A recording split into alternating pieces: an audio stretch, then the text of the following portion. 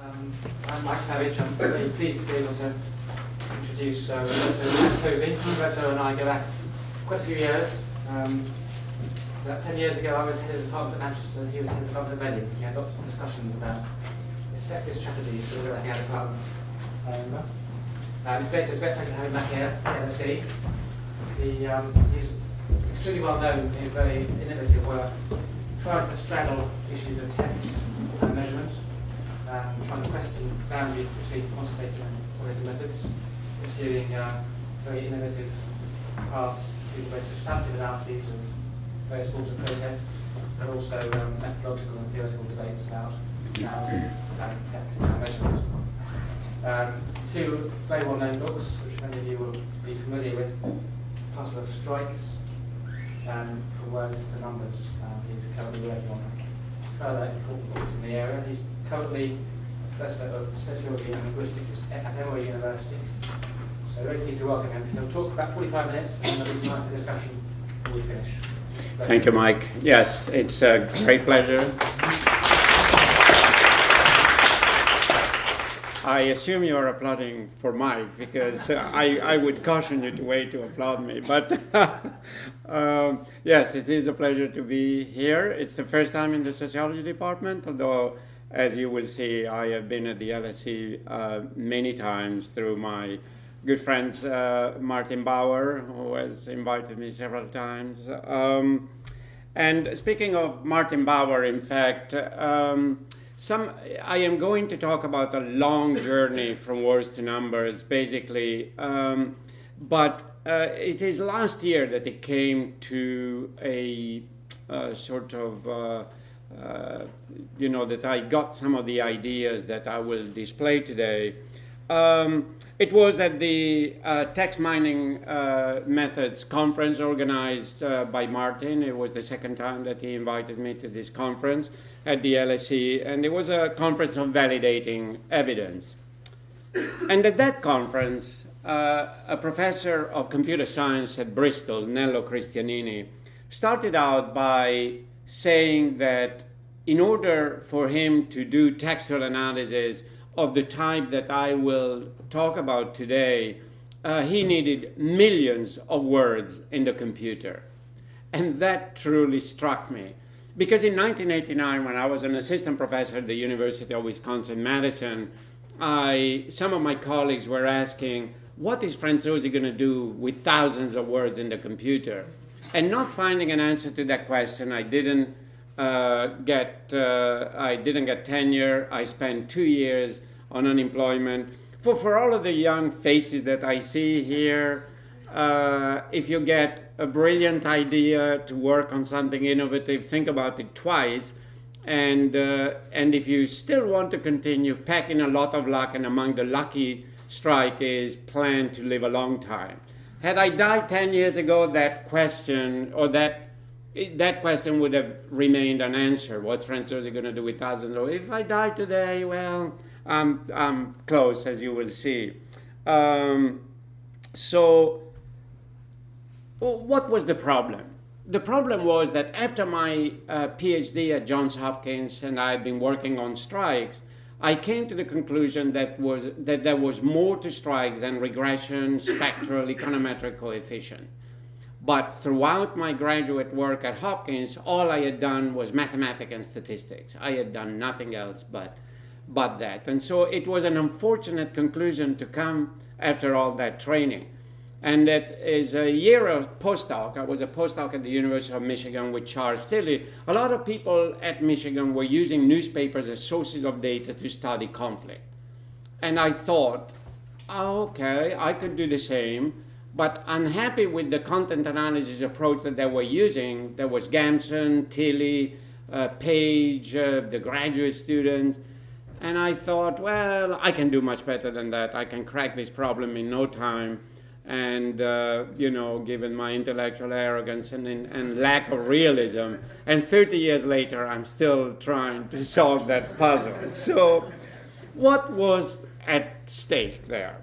All right, so I was looking at newspaper stories to get what actors do, right? I had come to the conclusion that in strikes, there were social actors that had disappeared behind coefficient.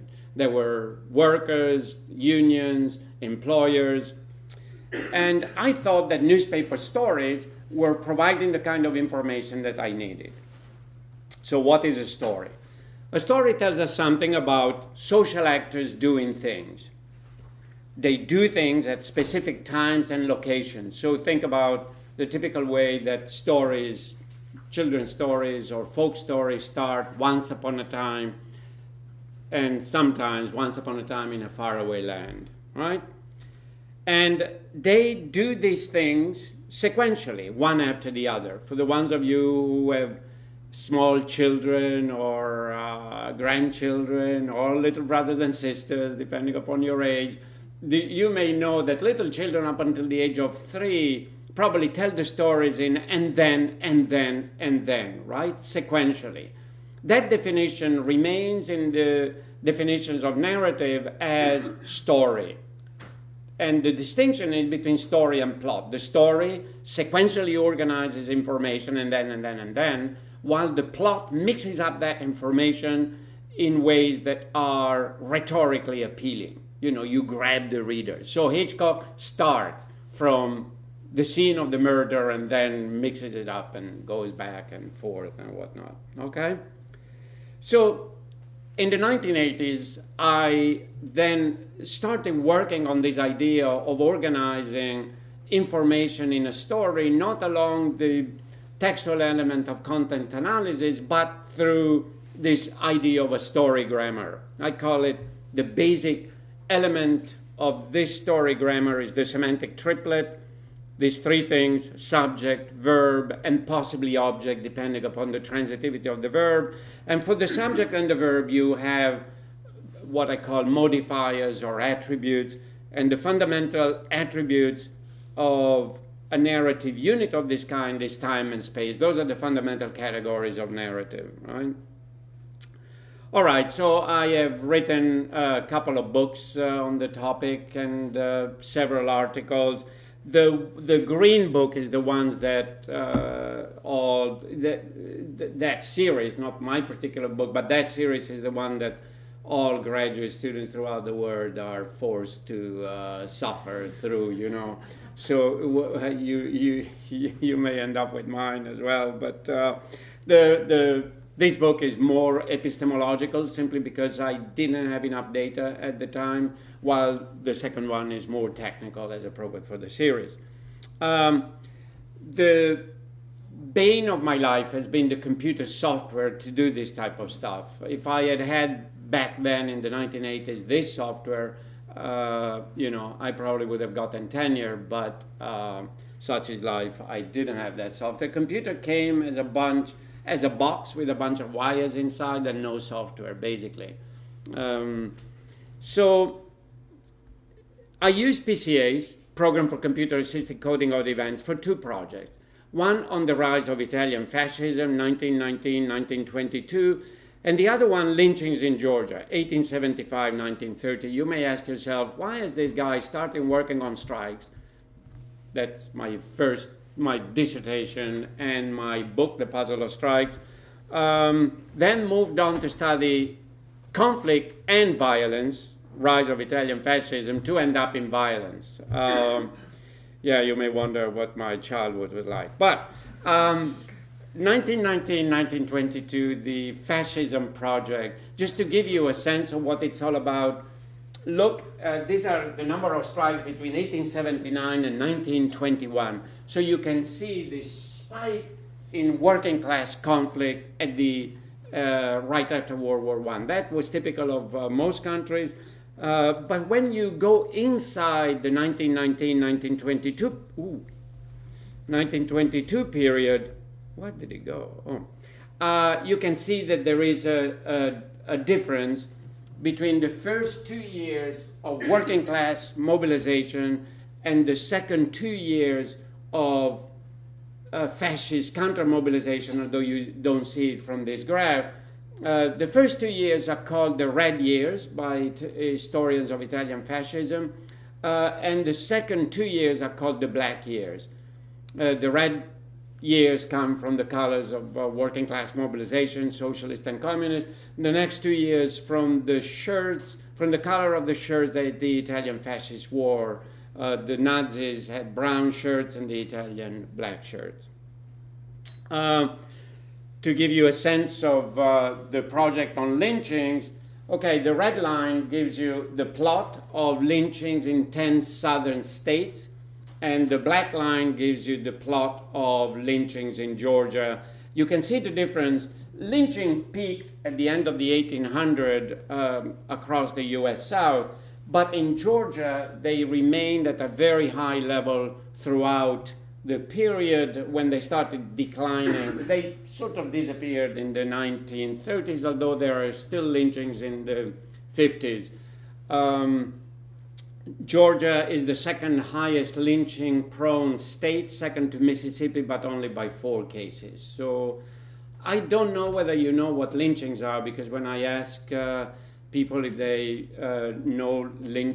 know what lynchings are outside the United States, that oftentimes they think, oh, they gave a good beating to somebody. Well, no, the typical mode of lynching was to hang someone, mostly an African American, to a tree and riddling his body with bullets. So for a number of violations. Okay. So it was, and after 1900, lynchings in Georgia became more and more gruesome, cutting them alive, cutting the peanuts and make them eat it, burning them alive, and so it was pretty gruesome. Sources of data. For the rise of Italian fascism, it's 3 newspapers, 2 socialist papers. One is the official newspaper of the Italian Socialist Party, and the third one is a fascist paper, the official newspaper of the Fascist Party, Popolo d'Italia. Mussolini was the editor of both papers at different times, though. But he started out as a socialist, he ended up as a fascist, and editing both papers.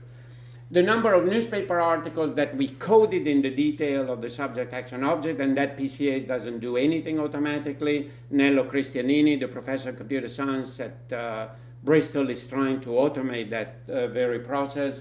So over 50,000 newspaper articles for 250,000 triplets, that is narrative units. You can see that you need a lot of money to do that. So among the things that you need, aside from luck, is the luck to get money. The lynching project is a different kind of project, as you can see. It's a lot of newspapers, 217. Now we have brought them up to some 1,000 newspaper. The number of newspaper articles is 1,332, and again, we are now several thousand more. But the number of lynching events is not very high, 476, and 7,000 triplets. Again, you see money, and in particular, this Professor Woody Beck at the University of Georgia, who gave me the links between events and newspaper articles. So really a case of very generous. My data. You can see why my colleagues, or at least some colleagues at the University of Wisconsin, would ask the question, what's Franzosi going to do with thousands of words in the computer? In black are the categories of a very complex story grammar, pages and pages and pages of story grammar. In red are the things that you extract from newspapers. So if you read the stuff in red, it reads like a story. Fascists arrive on 5/7/1921 in the town of Bisogno di Santa Cristina, in the pub owned by Mr. Prati. The fascists seize 5 workers, and the fascists take the 5 workers outside and they beat them up with retorted cowhide with lead inside. So what are you going to do with this stuff? I mean, in the 1980s, data were numbers, right? The very word datum in Latin means given, right? Something that you don't question. And words are always questionable. I don't know whether you know the saying of one great econometrician, Edward Leamer, who said there are 2 things you don't want to see in the making.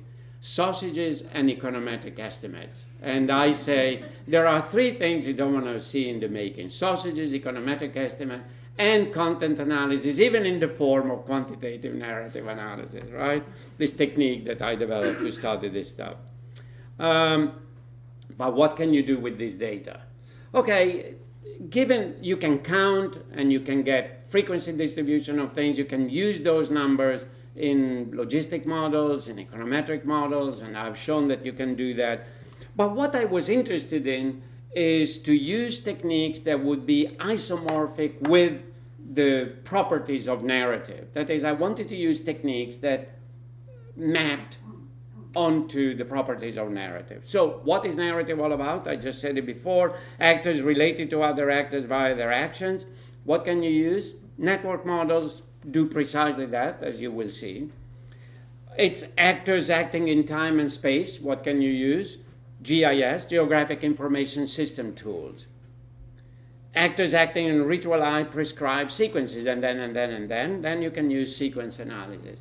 Notice that in the 1980s, these techniques, well, GIS was completely foreign to sociological thinking. You know, if you read Massey on space, he will say, you know,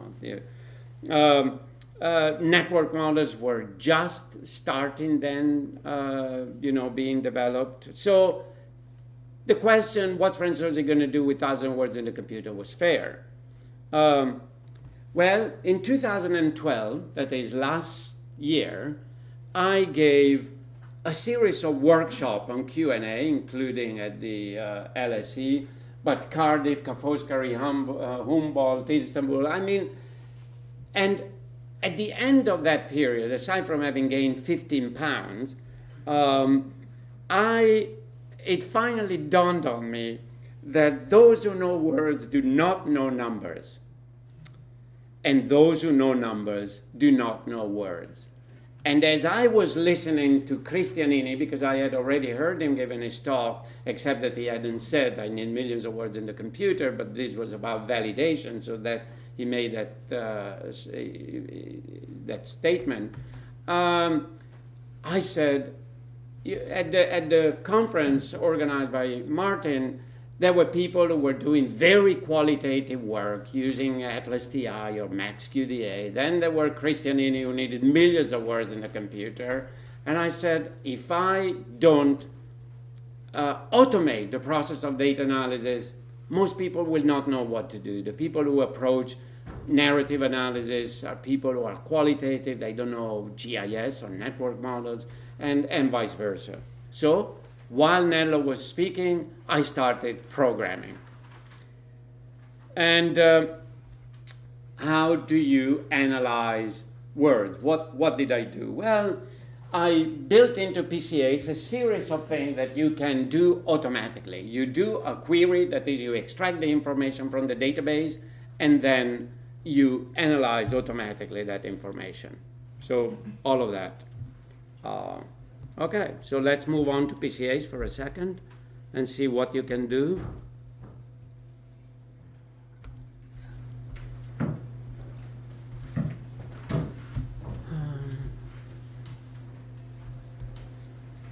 I'm going to show you some of the GIS modeling for both Georgia and so Google Earth lynchings. Oops. So I run an SQL query. I extract information from the database. Obviously, newspapers don't give you latitude and longitude. It has to be brought in, and now I extract from the database just the latitude and longitude. We run that. So I have extracted that information. I go into GIS and I say, okay, I want to use Google Earth. It recognizes that there is a date, and it asks you, do you want the time slide? Okay, yes, because I'll show you what it does. Okay. Now the program is computing the KML file, the keyhole markup language. I was very lucky that this geographer, famous geographer, helped me out to do this. I mean, that's the difficulty in doing this kind of stuff, is that the techniques are so completely different. that and getting the kind of help that you need. It's the computation are finished, but now it's trying to go on the web, to go to Google Earth, and I'm going via Wi-Fi, so it may take. It normally takes a little time, but this is taking. Oh dear, yes, it's taking too long because it's not connected to the. Not connected to the internet. Let's see if it asks me.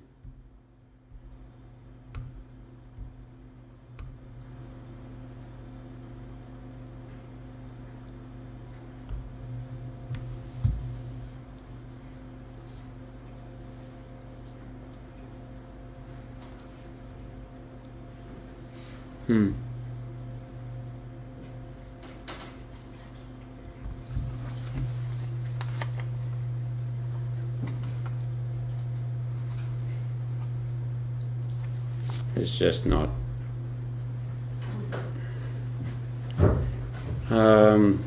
They told me that there was a cable for hardwiring.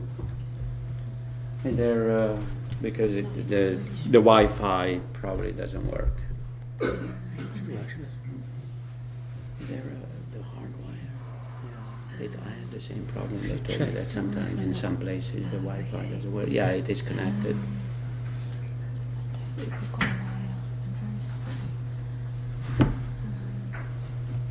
Should we be on that one there? Yeah, it is connected. That's the one that it should be on. Why isn't it? Because it asks you for password and stuff, but this sometimes they told me it doesn't work. LSE secure one. No, that would not accept me. It wouldn't. Oh, No, okay. no. We managed to get an earlier. No, what happened is probably brought up the Google. Yeah. I see. There should be attached to a computer there. There should be a hardwire that we can disconnect and put it if we can. This Then. is the other cable, Huh? it's connected to the other one. Well, in the meantime, I do something else. If we can solve the problem, otherwise it's a shame. I'm going to be able to see if I can. Is there anyone who can give some help? I'm going to find out. Yeah. Okay. Sorry. So I do something else. Okay. This should have gone on the Google Earth and see what you can do in time and space. But let me do. Oops. Let me do something else instead.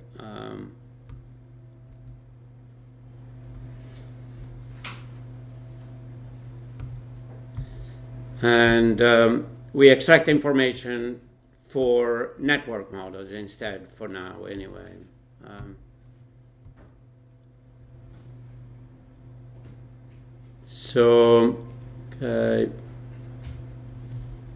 Okay, so network of models of violence. So what I'm extracting is basically, I use the terminology that network models use, that is node, edge, node, but basically this is actor, action, actor, and then dates. Okay, so let me extract it, and you will see that in fact that's what it is, right? Authority on this date, violence against people, these are aggregated data, and edge, date edge, and then the node. So authority does violence against authority does violence against the mob, etc. So now we run the network models. I use Gephi. There are other options there. I use Gephi because Gephi automatically it does these dynamic network models, which are quite fascinating to look at. So let's use yearly data because we have 65 years anyway.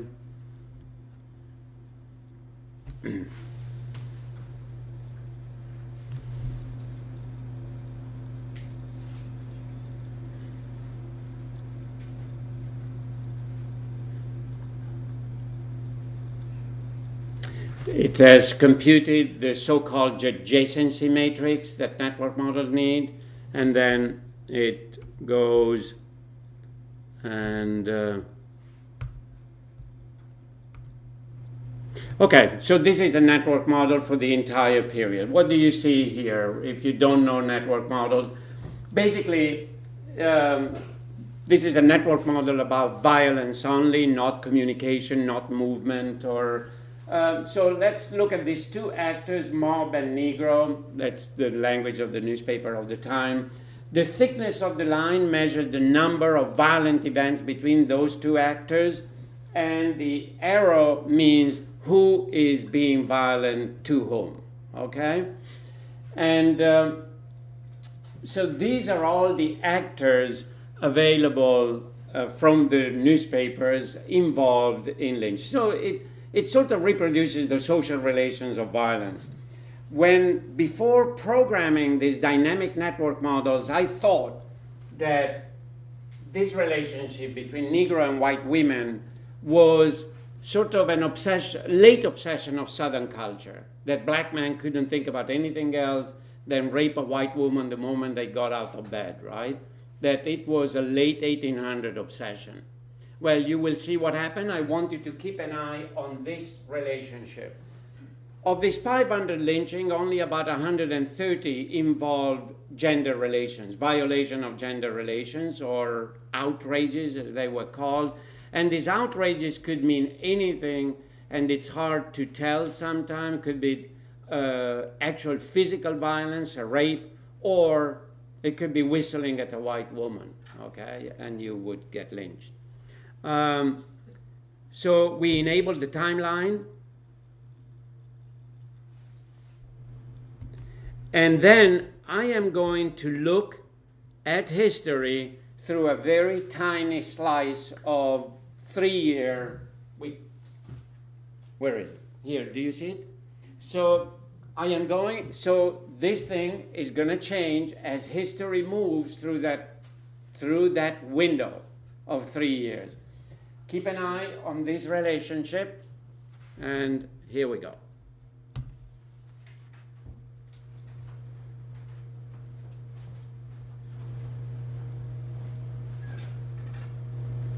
It appears that I was completely wrong about my assumption, that in fact, toward the end of the period, this line sometimes disappeared over the 3-year period, and but that at the beginning it was always there.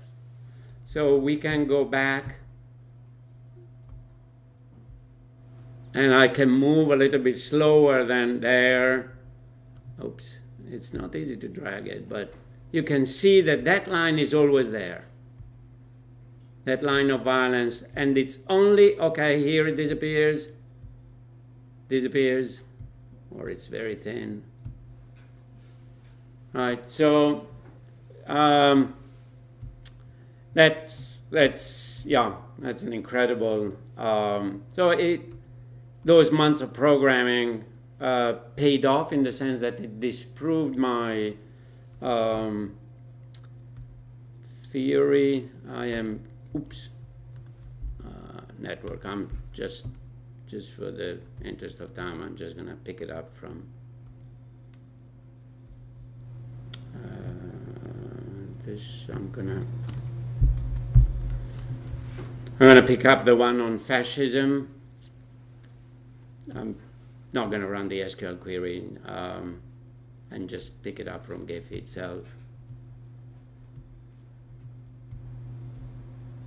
Okay, so this is the model, the network model of fascism, and you can see the amount of violence from the fascists. So all the actors on the right of history, so the police, the court, the fascists, professional shopkeepers, landlords, employers organization, all the elite or the conservative are on the right-hand side, and the left is on this side. The trade unions, the worker, who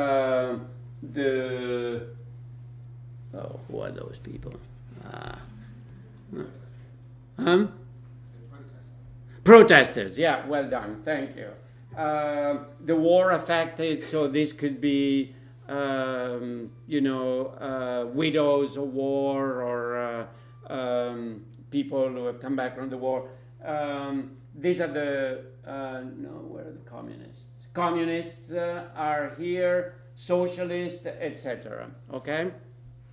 And I wanted to focus on, so if there is historical validity to what historians call the red years and the black years, you will see it dramatically coming out as history moves. So we enable the timeline. And I will want you to focus on this actor, the police, and on that actor, the fascist. During the red years, as most mobilizations, social movement research has shown, the police is the one that does most of the violence. During the black years, despite the fact that there is a tremendous amount of violence, the police is totally absent. They just let the fascists run amok, because Giolitti thought, the prime minister thought, that he could get, you know, the army to take on the fascists. It was a ragtag army, but history didn't go that way, and we ended up with 20 years of fascism, right? So look at this actor, and you will see it up until the end of 1920.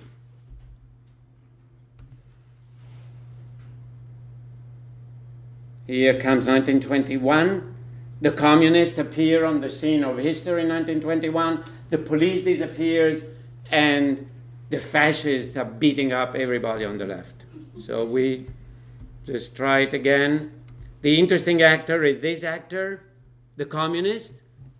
Gramsci founded the Communist Party in January 1921 after the failure of the factory occupation movement of September 1920. So I go back.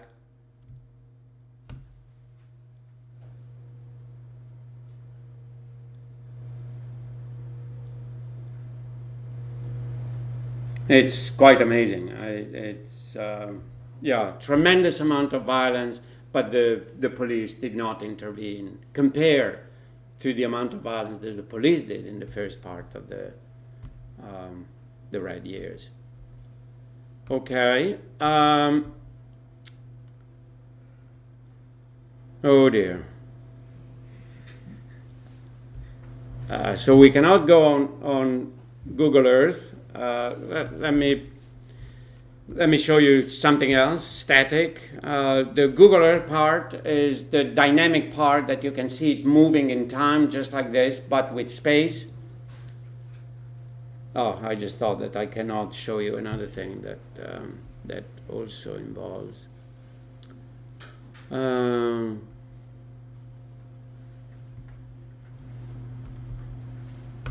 Okay, lynchings.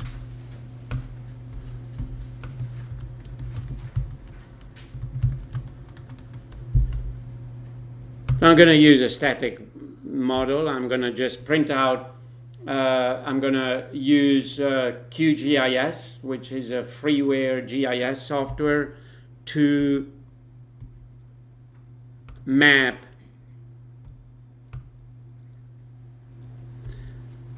so we are using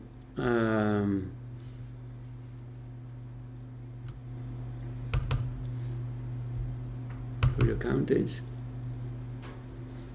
This doesn't go on the web, so we will get a map. So basically we are extracting where did the event happened, and it will map the events, and there they are.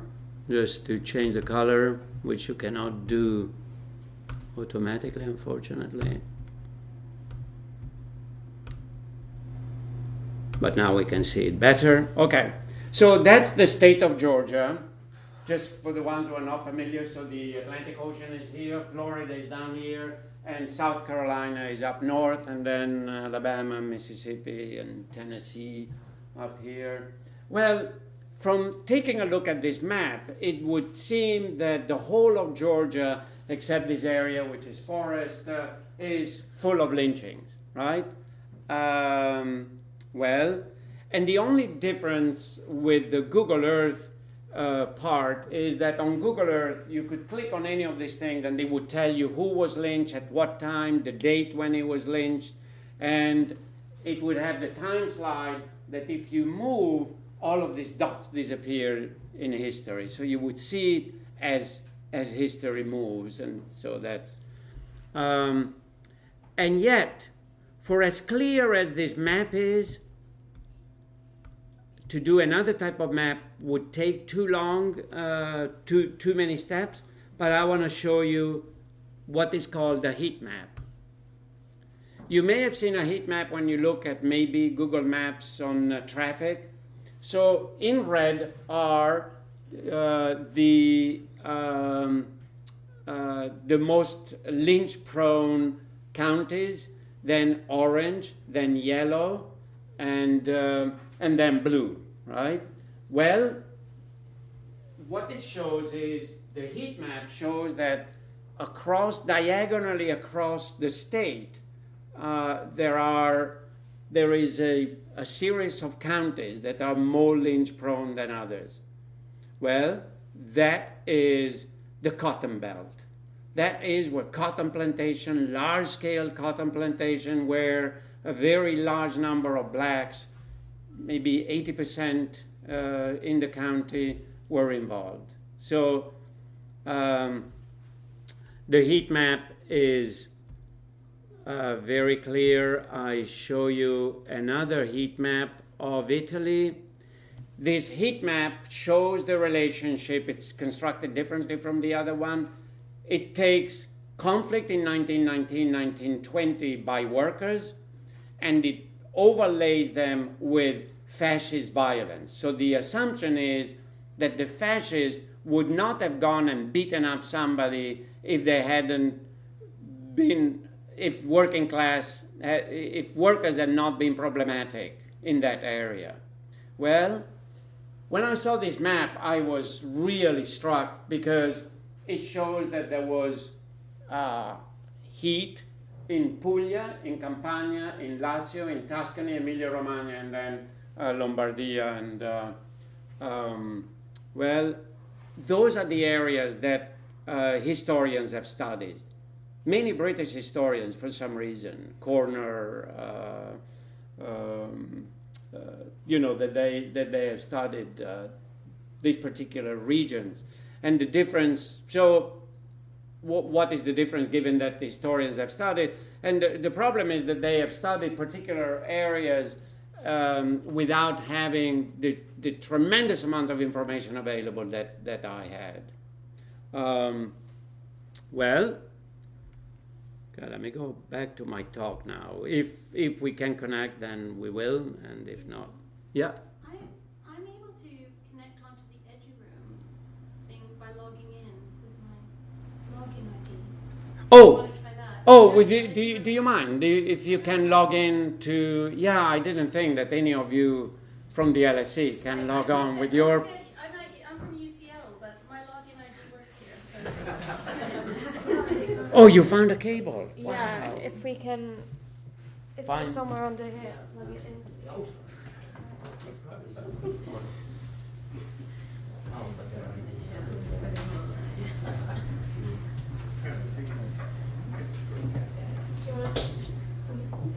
Do you want to try that first, or? Yeah, we have another approach. Let's try this. Oh, it's in the back actually. Okay. So, thank you. Let's give it a try.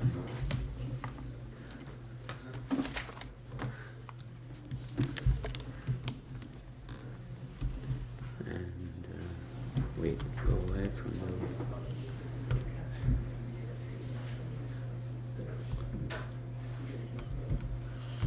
Let's see. It's always the way. Where are they?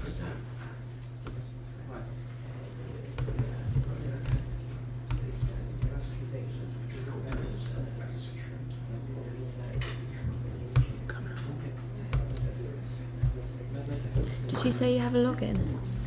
Well, Yeah, I she's can gonna log try. into EduRoom. Right. It works on okay. my phone, so I'm sure it'll work here. No. That maybe that was the wrong. Yeah, plugin there's there. so Do you want many to of just them. try Yeah, because there are 3. for the Wi-Fi? Okay, do you want to try the Might Wi-Fi as in well the try. meantime? Yeah. Might as well try. Mine away, sorry. That's okay.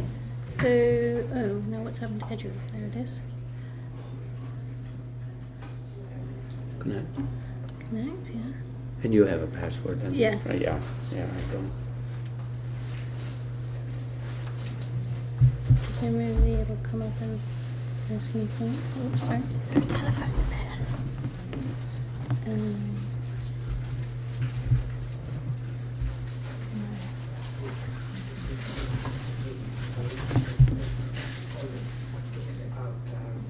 When I do it on my phone, it just comes up and asks No, me for it the didn't. password. And it And didn't it- before, and they told me that part of the problem is that it doesn't recognize. Were you given the internet code by the department? Yeah, here. Here? No, by the IT. By IT Yeah. services? Yeah. And just checking, you've done the lowercase and uppercase? and Oh yes, everything? yeah, and it works. No, here it doesn't even come up. See, that's what happens What's this? on my machine. So I think we No, are. it's not. No, I don't know if maybe the wireless connection isn't it's not working for good me. enough here, but Yes. do you know if this... He told me that if the wireless connection is not very powerful, it Connecting will to- not to the network connect is taking automatically. longer than Yes, usual. yeah. That's because it doesn't have enough power. It's okay. We can, if we come. I mean, can you continue while I try and see if there's another way of getting on the internet? Sorry, did you use the same socket as the main computer? Maybe it would pull out the network. We tried one. You could try There's the like other. 8 different... Yeah, there are many You have sockets. to take out the one that is working with the fits. Yeah, except that she doesn't know which one it is. No, There it's are the one some. that is connected to the PC. You have to take it out and then... Do you want to have a look? it's there. Oh, which one? It's this game, isn't it? Oh, wait a minute. Oh, that's the one that we tried. This one? Yeah. Did you try this one? Sorry? No, you didn't try this one. I did try that one. Oh, you did? Yeah. That's the one that you plugged in? The first one? Oh, the second one. No, you tried the second one. No, it should be this one. That's this one. Yeah, that's right. You see?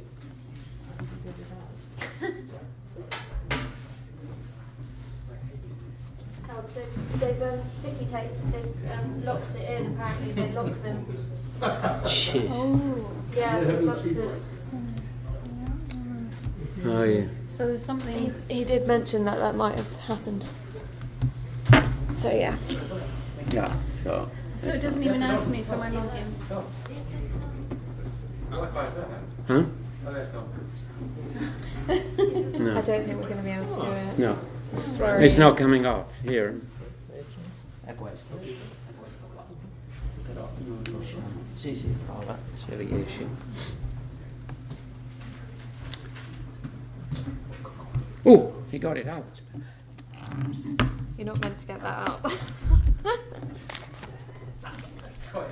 Yes. Let's see. Turn off. We will try now. No.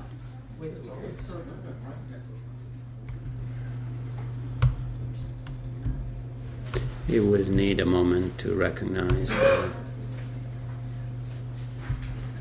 No.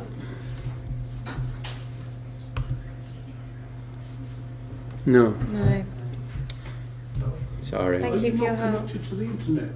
No. Oh. Yeah. Well, let me go back and what did I do with the PowerPoint now? Lost it in the PowerPoint.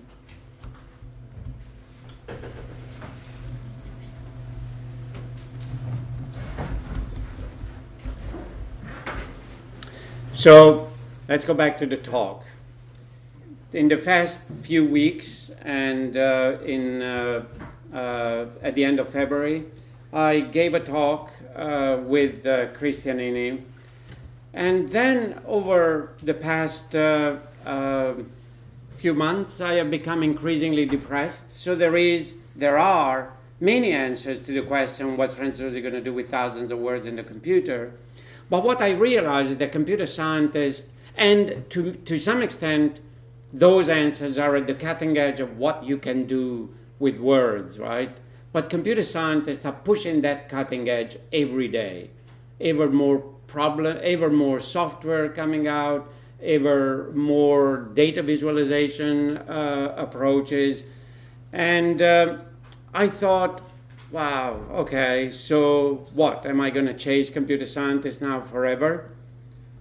And then I thought, well, if they need millions of words in the computer, would they have been able to pick up what prompted me to focus of those 500 lynchings on the 100 and some that had to do with gender relations, and on the possible ones that may have been love stories that went haywire in the context of Southern culture. And here is the article, newspaper article, that pushed me to, it's the exception, it's not the trend, it's the one article where the things are not visible, that the computer could not have picked up. What is not visible? 1918, Ike Radney pays the penalty. Ike Moore, better known as Ike Radney, paid the penalty of rape at the hands of a mob Sunday night, etc., etc. Saturday night, about 12 o'clock, Ike Moore forced an entrance into the residence of Mr. taken out, who is a section hand on the railroad, etc., etc., and the assaulted Mrs. taken out, Mr. such and such being away.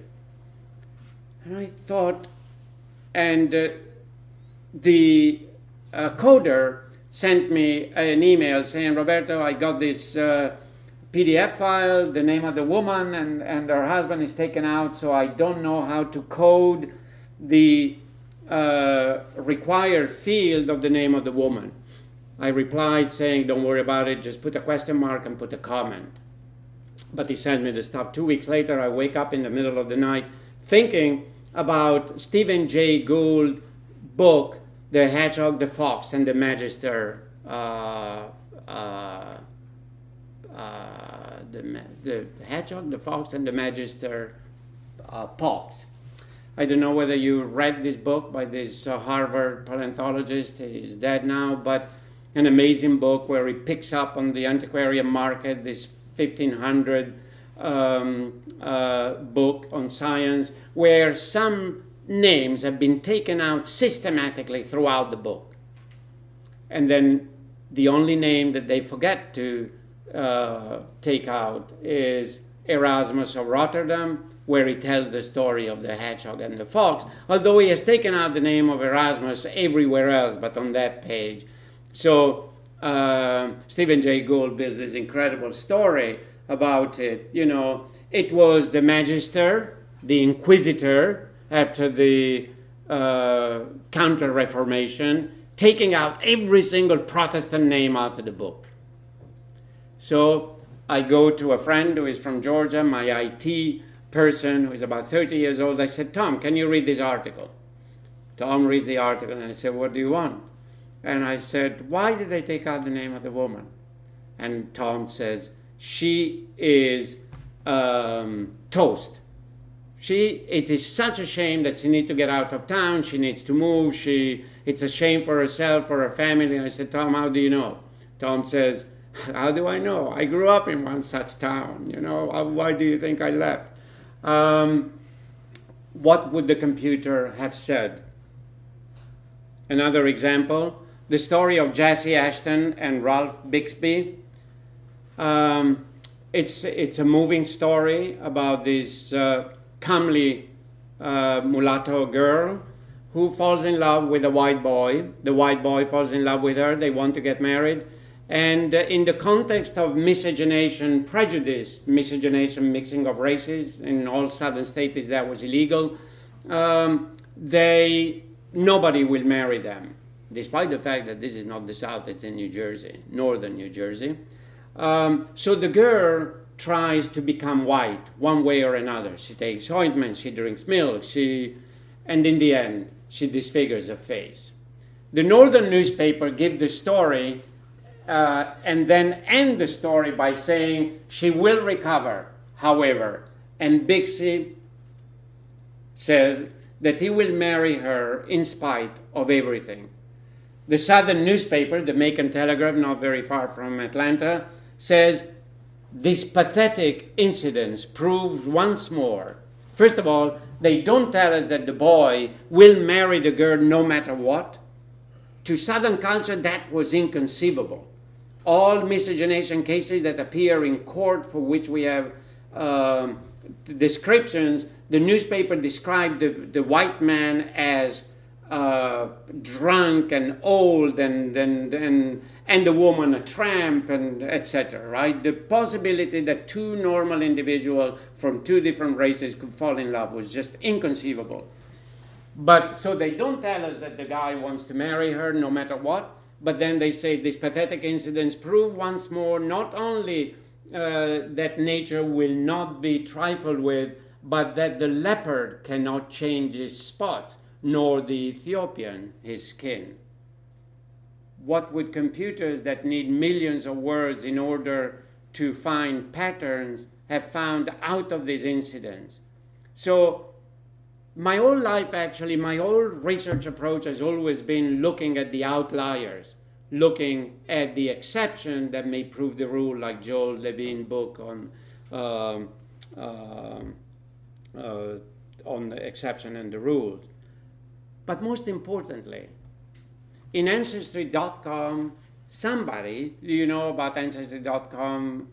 Somebody, this woman, Delaware Dolores, posts in 2008, this came up, this was touching. So Ancestry.com posts this series of newspaper articles, and she finds this newspaper article. And then she says, can anyone find if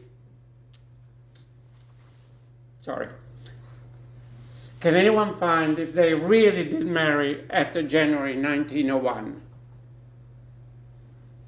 So this story moved this woman to the point, over 100 years later, to the point that she posed this post on Ancestry.com. We do find this guy, we find the girl on the census record in 1900. After 1900, they did, in fact, disappear. They probably moved to Canada, they moved to another state. It's very difficult. We know the doctors that they work for, both of them, and we find the doctor in 1900, 1910, 1920, 1930. Then it disappears, probably died, right? We know the parents and who they are. But the point is that the computer could not have understood what Unamuno says, what it means to be human, right? And when we were looking at the census record of this, with these two Chinese girls, 18 years old, they're freshmen, they look at census records of individuals involved in this lynching stuff, right? And we couldn't figure out the name of the profession because that was handwritten, everything else is digitized. So I said to them, okay, hold on a second, let me go in the hall and see if there is somebody, an American out there who can read handwriting. So there is only one young woman, probably a senior, and I said to her, are you American? And she said, no, I'm not. What am I talking about? Yes, I'm American. And we both laughed, and I said, can you read handwriting? She said, yeah. So would you mind coming into my office, help us to understand? So she comes in, one of the two Chinese girls gives her the computer, and she says, oh, it says she's a dressmaker. So we find Jessie Ashton, she's a dressmaker, and then the girl says, but this is very old, what is it? It's a census records from 1900. And she said, what is it for? So we tell her the story. And this woman is nearly in tears. She says, oh my God, she's from New York. She says, oh my God, what an incredible story. So I was talking to Christiana the other day, and that's when I thought, that's what computers will probably not ever be able to do, right? To understand what is not there and to be able to follow the exception in order to find the rule. And here I'm done. Thank you.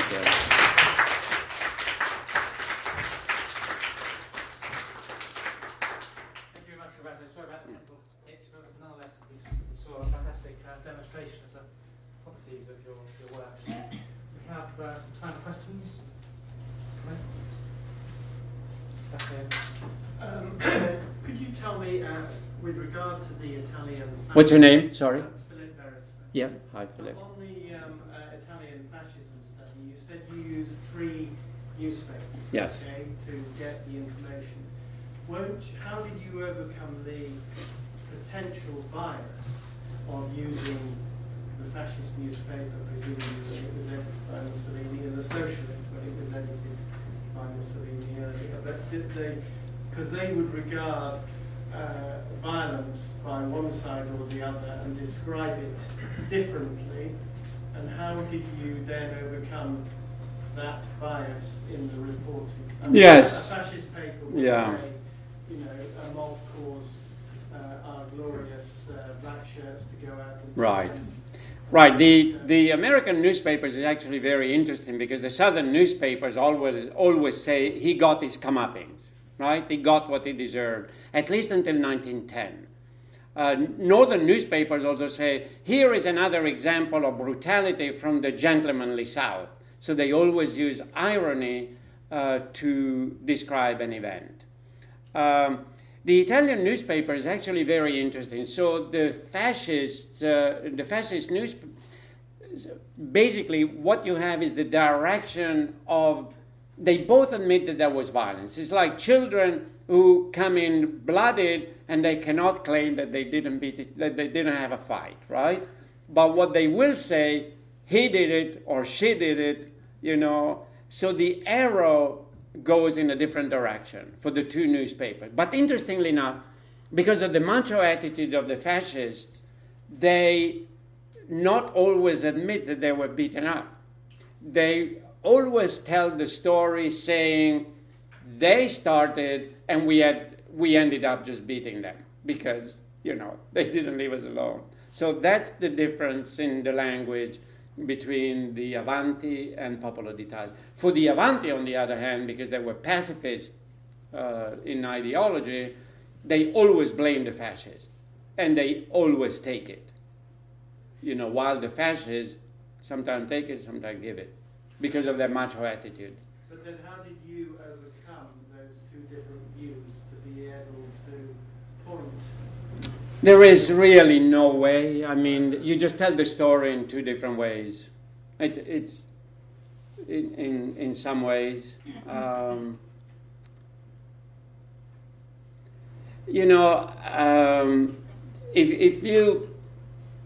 If you study media, think about the Glasgow University Media Group. Bad news. Then the BBC reacts and they write more bad news, and BBC reacts even more sternly, and then they write really bad news, right? So bad news, more bad news, and really bad news. So if you study media, you know that there is bias in the media, and you would think that it's all socially constructed. When you actually use newspaper as sources of socio-historical data, what I have been struck by is the fact that that representation of reality seems to correspond to what the historians have studied using completely different sources like police archives so that has been striking for me. For the fascist project. For the lynching project, what was at stake in... Sometimes I have wondered if it was so shameful for a white woman to be raped by a black man, why would they print the name of this woman? In 30-40% of the cases, we have the name of these women, right? Why did they do it? And one of the reasons was that newspaper wanted to give the community the idea we are here to protect our community, and to the black community was, this is a warning, you do this. And particularly in the case of rapes, they would leave a sign on the man's body hanging from the tree. They would pin saying, this is the penalty for rape, yours truly, Brother Dooley, for instance. And in fact, oddly enough, that particular instance led me to a series of discoveries, including the fact that Emory's mascot is linked to a lynching. You know, so that was, Emory's mascot is called Dooley, and when I read this article, this is the penalty for rape, yours truly, Brother Dooley. So again, the exception that then leads to something, right? The singular thing that then you follow through and you find something. There was another hand up. Your name? My name is Artur Magolewski, and I wanted to ask you, this kind of approach that you are doing could be used to predict future, and by studying past frequencies of words and actors and sequences, how could we apply it today to Istanbul or Syria or somewhere else, and could we do something about the future? Or is there anything like this? Oh, you can. I mean, you know, you have with current data, probably the work of Nello Cristianini can extract information on actor, action, actor, and if you do want to do it by hand, yeah, you can get patterns, and then through these patterns see how actors behave. So you know that gender relation, that violations of gender relations led to potential lynching. So the ostensive reason for lynching was the violation of gender norms. But on the other hand, only 1/3 of the lynchings are linked to that. But the dominant ideology was of violation of gender norms. Most lynchings were due to murder, to arson, and not to violation of gender norms. But yes, you can use it to predict. Yeah. One back there. Yes. How statistically significant? What's your name? My name's Dan Taylor. Dan. How statistically significant do you think that human element that you mentioned is? You know, like knowing about being sensitive to sort of context that you said a computer wouldn't pick up on. Well, the computer, for instance, would definitely not be able to pick up the fact that the name of the woman has been taken out, right? The name of the woman is not there. The computer has no sense why one would pick up. I have been thinking, okay, so as human beings, we are just a bunch of chemical products, right? And maybe even our ability to empathize is due to mirror neurons, you know, the work of Friedberg and Gallese, for instance. And so it is possible that computer scientists one day, all of this probabilistic stuff will become just another set of probabilities, just like we are a set of chemical combinations. Then we will become completely obsolete if they can figure out even why this woman in 208 posed, whatever happened to them, why we should be touched by this story, or why the New York student whom I asked, what does it say, would have been to the point of tears when she heard the story, because it is a moving story. So I don't mean to be, viewing it in a kind of cold computer type way, but I mean, do you think that those stories are such a minority that they're statistically kind of insignificant to the kind of usefulness of the program?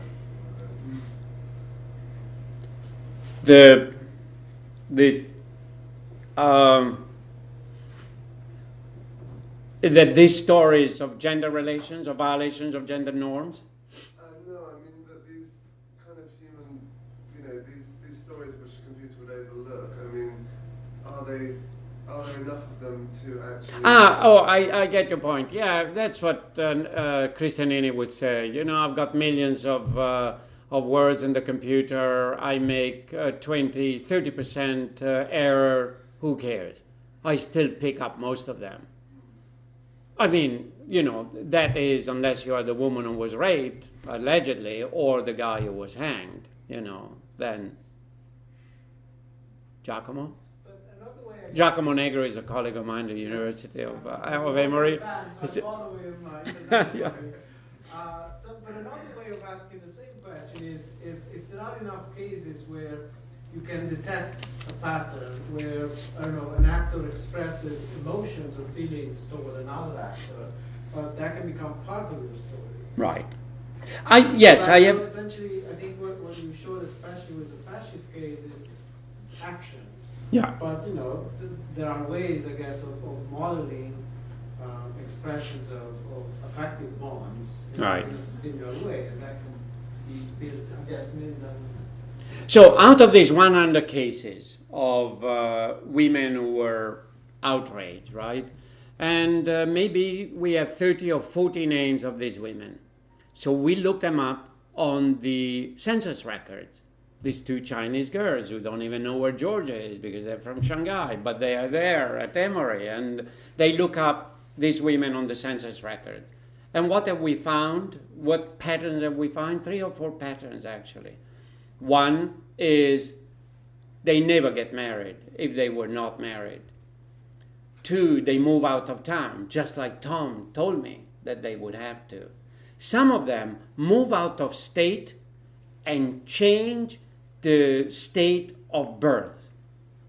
So this family, Alice Clem, she's raped by this guy, John Cumming, the one who is yours truly, Brother Dooley, and the whole family moves to South Carolina, and in the next census record, they state, all of them, that they were born in South Carolina, in the town that they moved to. And Alice Clem even changes her birth certificate. How they did it, I don't know, but the event happened in 1904. There were no social security number, there were no computers, you could say anything to the census recorder, right?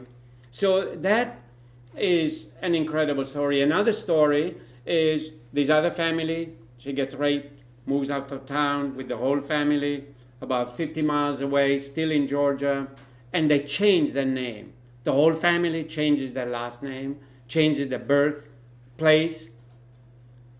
How do we know? That 20 years later, at the next census record, they go back to the original name, and the census recorder writes down previously, so they go from Green to Young, and so then Young, previously Green, and that's how you can find them, because otherwise you lose them, right? So by those exceptions, we know what strategies some of these women took. We know that they never got married, most of them. We have not found any cases of divorce. I don't know why.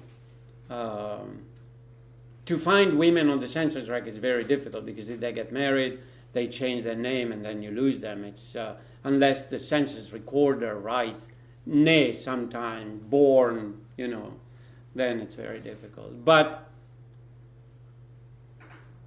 I think these exceptions, in the case of lynching, these exceptions are fundamental. My feeling is that some of these rapes were love stories gone haywire. And I can tell a story I want to pick up, but I went to interview this black man, about 96 years old, and I can tell you the story of what he said. There were other hands up, but... Thank you. I sort of want to go back to your distinction between story and plot, and I was wondering, because it's so important for you to bring in the form, or let's say the quality and the quantity, how do you actually account for the plot? So, if you take an action, you have your actors, what they do, and then various attributes. don't you use the form in any case? I mean, the fact that it's important how you say it, Yeah. like it's so important to you. But with this technique, I mean, how can you get in the form and the quality, and not just the quantity? Yeah. What is important is to show to me, is the relation between social actors, time, space, etc., for which you need as much information as you can for all the events. To find out how southern newspapers tell the story and northern newspapers tell the story, you don't need 1,000 newspaper articles. You read one and you know exactly. In the case of Ike Redney, they immediately say he got his comeuppance. He got what he deserved. After 1900, even southern newspapers started to say, we don't condone this, but if you do this, this is what happens. And you can expect that the mob will be angry and they will do this, So language is very, very important, but you probably don't need this. A handful of newspaper articles will tell you the difference. And then you can focus on those at a very qualitative level. Yeah. You had your hand up before? Yeah? Martin? Good. I want to focus on the methodology, if you allow. Yeah. Can I put you on the spot? We had this conversation before. Yeah. Question is, are you softening? Because in your book, From Words to Numbers, you were very adamant that you're not interested in discourse. You're interested in the actions. Right. But when you put up now this interest between the northern newspaper and the southern, you're clearly picking up discourse. Yes. So are you now setting up your software as a discourse analytic tool as well? Or are you kind of still wanting to go through to the facts, so to speak? Like, let's take the Christmas story. You have 4 versions, and you just want to find out child born, donkey there, mother, father, full stop. Okay. So are you softening on that? Or I always thought your software allows for both. Yes, in principle in principle you can do that. What I have become really fascinated by, particularly with the American newspapers of lynching, is the way they tell the story. And so if you do Q&A, as I said about Christiana's question, if you do Q&A, then you're interested in action, right? And like in From Words to Numbers. But I have become more and more interested in the language of the newspapers and the rhetoric.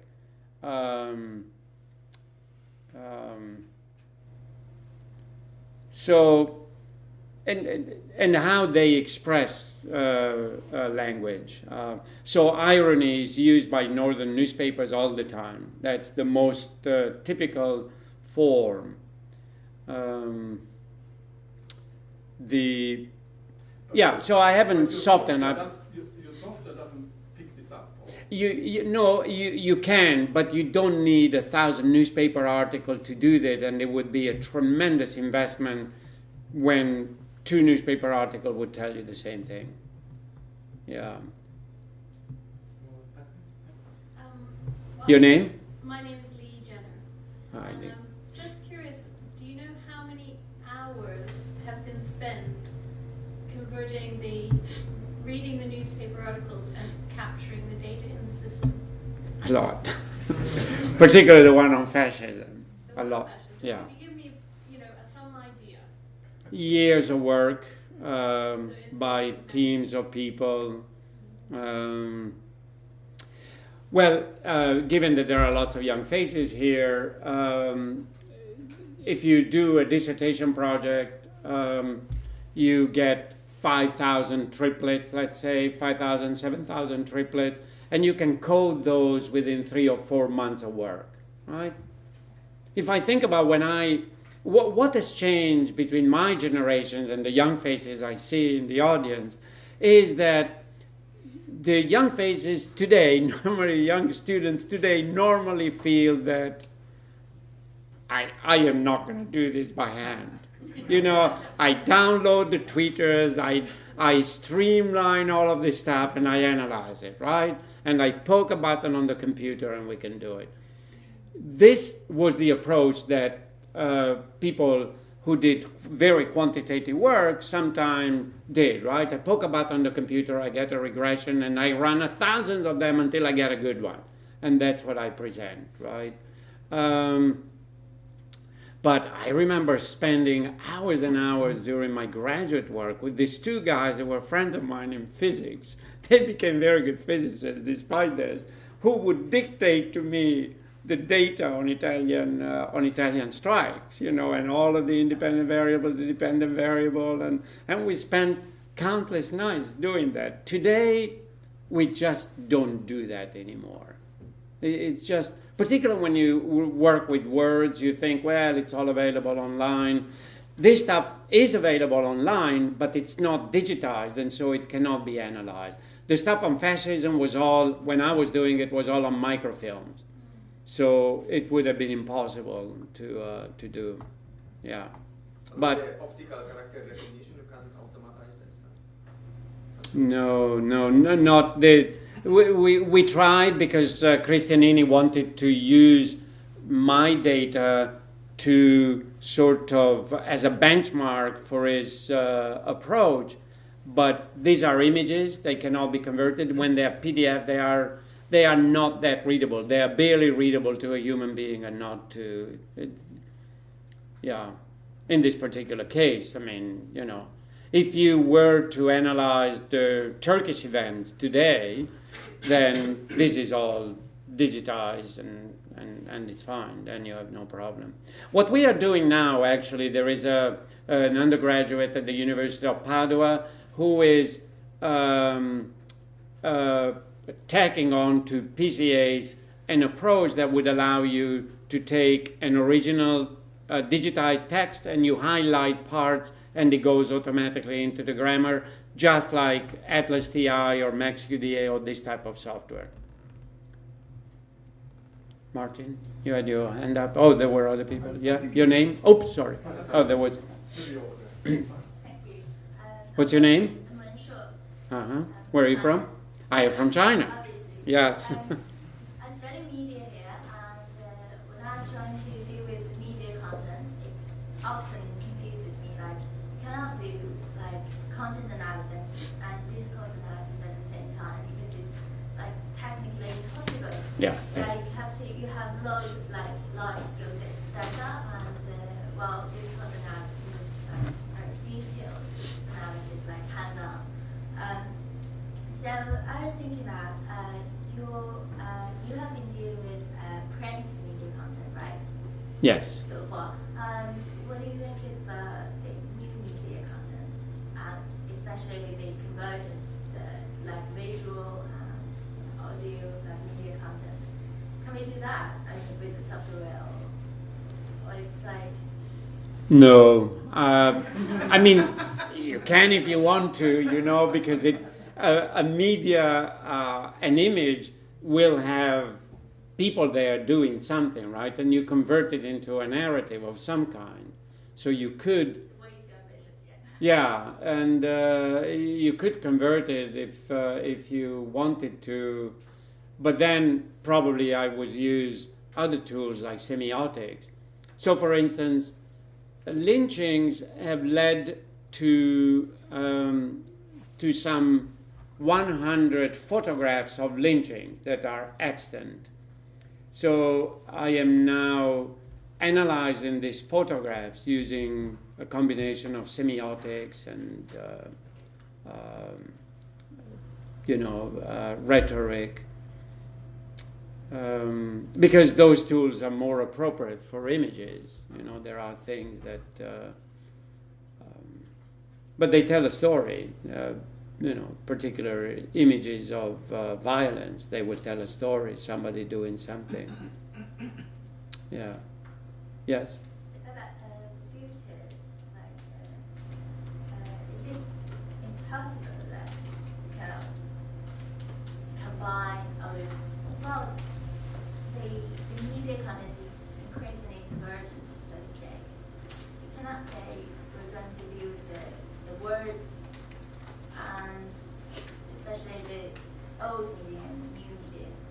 Right. It's not under platform specifics. Correct. Yeah. It's quite challenging this way. Yeah, I mean, but again, computer scientists are able to pick up, you know, if you go through Heathrow and they ask you, you know, to go through the new electronic whatever, they recognize your face, right? They,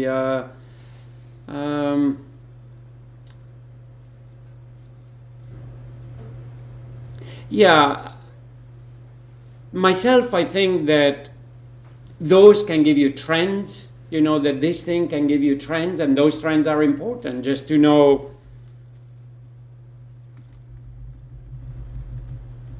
you know, to know whether history looks like this, like that, or like that, or, you know, had it gone down. I mean, those trends are important, or to know that only 30% of the lynchings have to do with violation of gender norms, and about only 30% of those 30% we get a sense that there was clear physical.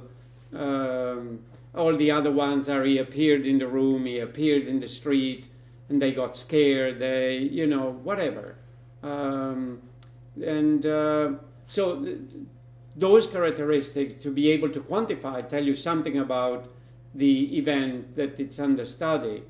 But then the exceptions give you the road to travel. I mean, that when I saw that black, the name of the woman taken out, I mean, that led me to study the violation of gender relations. So that exception. When I saw yours truly, Brother Dooley, I started thinking, my God, the Emory mascot, his name is Dooley. Has this anything to do with this lynching? And then you start following that route until you do find out that it may have something to do with this lynching, unfortunately. Yes? Hi, Your name? David Springer. Yeah. I just, sorry about this, but it's not on the what you're talking about, but it's how things were in 1980. They used to have kind of white-only areas in London, and how they did this was they used to put up signs saying no blacks, no gypsies, no dogs. And after about 1980, there was a rock against racism, anti-Nazi League, and the law was changed, and things, and those signs had to be taken down. But right. Basically, they were trying to put some kind of racist assertion into these every meeting, basically, you know, and make it a white-only ghetto. For example, I do remember one particularly was in Portobello Road. I've never forgotten it, actually. Yes, racism is not, you know, the southern newspapers, as soon as they can hear something that went up, a case of racism up north, they are saying, you know, hey, look at the North who is always critical of us down here. Look at what they did.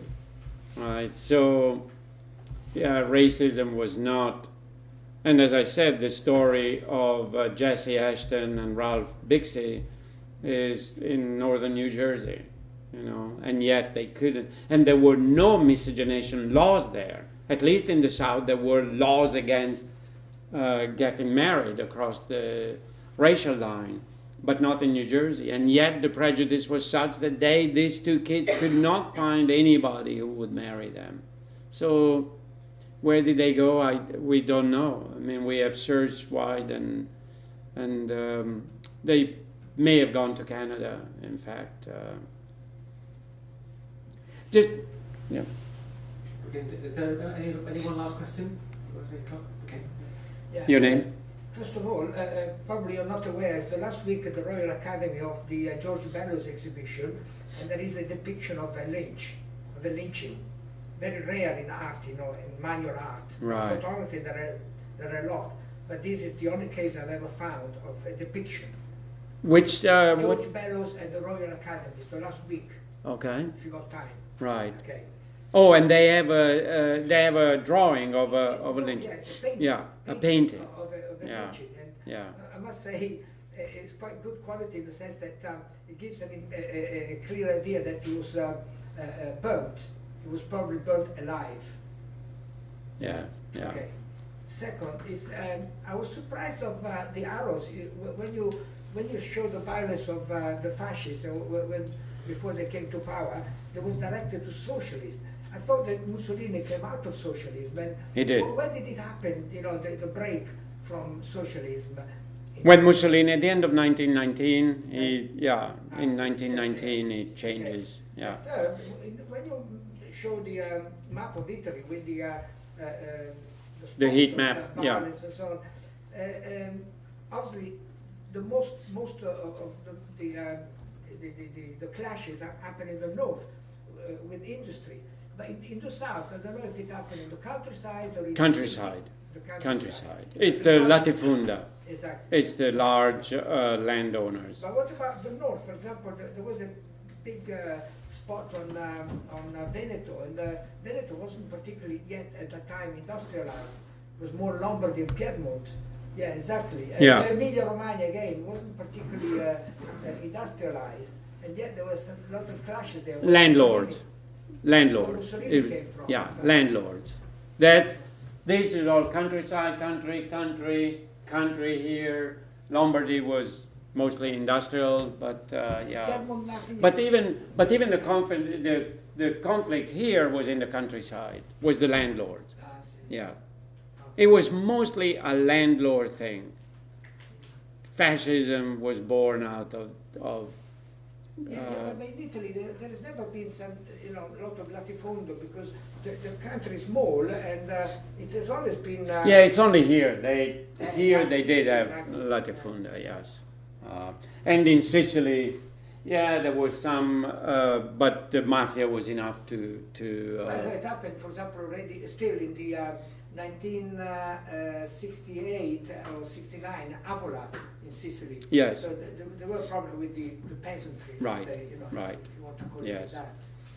But in Sicily, yes, the mafia was always enough of a deterrent to, in the hands of, there was a weapon in the hands of the large landlords. Anyway, I suggest you to go to the Royal Academy. Yeah, thank you. It's 8 o'clock now, so I think we should thank Roberto for this very inspiring. Thank you.